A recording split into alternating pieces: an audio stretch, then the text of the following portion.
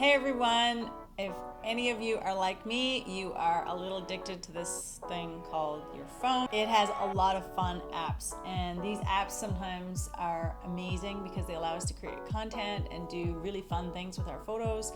If any of you are on Facebook, Instagram, LinkedIn, Snapchat, any of those platforms, then I'm going to be talking to you about things or the apps that I use most to create my content. And so I'd love to share that with you, and let's get started.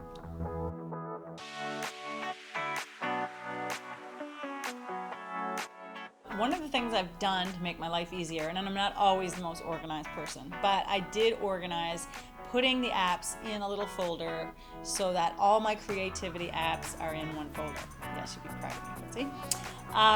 And so that's so easy because I immediately know where everything is. Now, one of my favorite apps, depending on which platform, of course, I am posting to, but it's a no-brainer. If you haven't heard of Layout for Instagram, of course, that's a very simple, common app that you can use. And it just looks like this. And when you go in there, you can create a collage of pictures, and you just pick the pictures of video. There's just the pictures that you want. Now, unfortunately, you can't use video for this, but it's super easy to use, and it's foolproof. You don't need to know any extra things.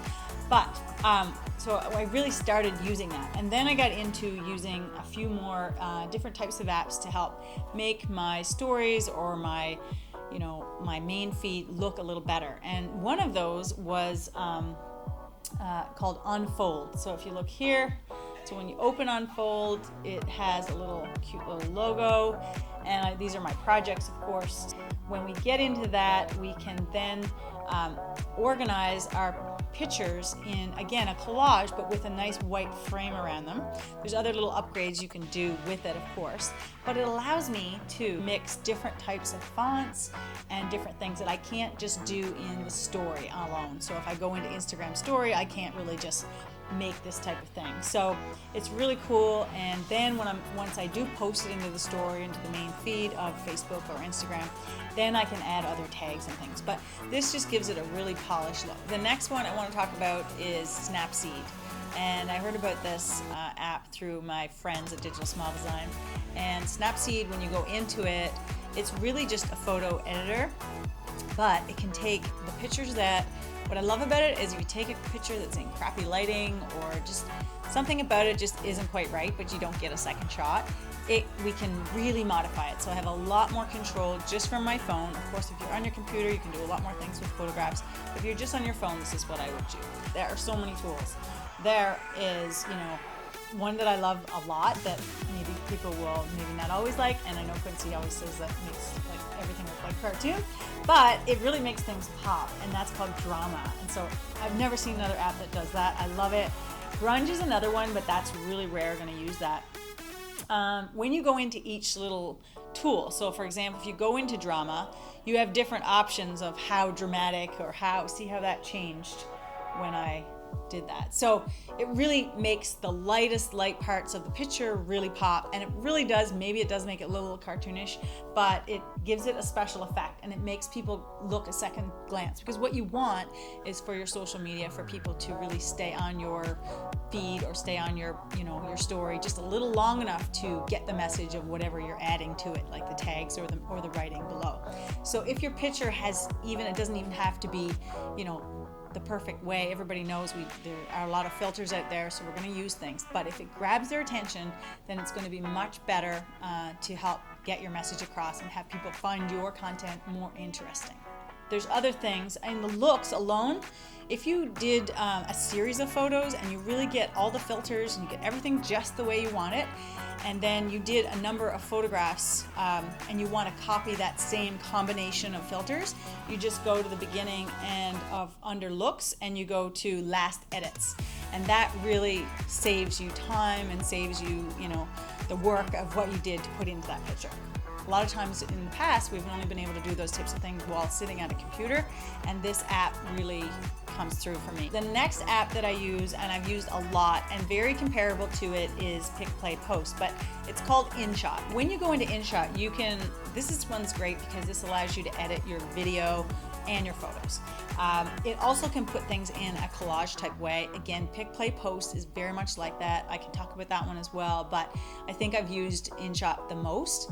It's super user friendly. You just play around with it, have fun with it. But one of the things that really got me was that I would take a video and not thinking about where I was putting that video, the video would not be in the right format. So what it does, I can actually format the video. So if I'm putting it on the main feed, if I need a square, if I need it to be in rectangle, and then you can add text and pop-ups, stickers, text, music. It's pretty endless, the combinations you can do. It looks pretty good.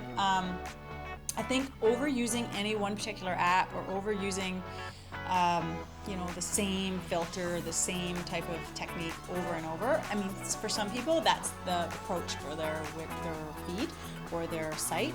But for me, I like to make it different. So I do play around, and a lot of times it's very different. Since we're already we're talking about video, I'm going to stay on that theme, and that's called Picplaypost. So I have that one here.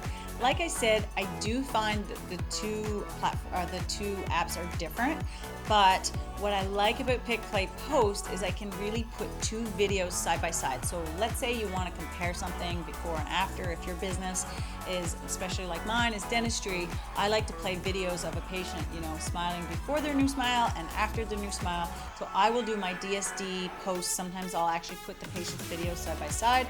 So you can see here, it's going to try to load that, and you can see the patient in the before and after. I don't always love the white kind of border, and you can change that. I also think it's really great to be able to add some music. It will allow you to do that to some degree without purchasing any extra music, and it allows you to really shake up which way you want to format. So you can put two pictures above, and then I can put another long picture below, the landscape, whatever it is I'm trying to show, the product I'm trying to use. So I do find Picplaypost is great for that, and especially if you also want to implement it into a presentation to show people things you're doing, then I think it's great for that too. I realized that this particular app is Apple only. So for those people who are Apple users, the iMovie is the app that I find incredibly easy to use, user-friendly. There is some limitations I find with it. Of course, the music that you pick is not really good. Plus, I cannot change the orientation of my videos. However, when I'm cutting and doing everything on my phone, I can very quickly create an iMovie that looks pretty awesome. And as far as I'm aware, there's not another phone or carrier out there that has an app that can actually allow you to edit video in that way. If there is someone, please let me know. But I think iMovie right now is pretty awesome. Like I say, I would love it if there were some other options as far as the themes go.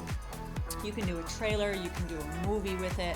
One of the things I really like about iMovie is it can combine my photos with my video. So if I have it can make my photos look like a video. So it'll start in the center of the picture, and it will zoom out from the picture or zoom in on the picture just as I'm as the music's playing along. So it can make, again, those still pictures if you're not comfortable in front of the camera, or you're not comfortable with video, or you have a lot of cool content that are just photographs. You can create sort of a video photo book using the iMovie.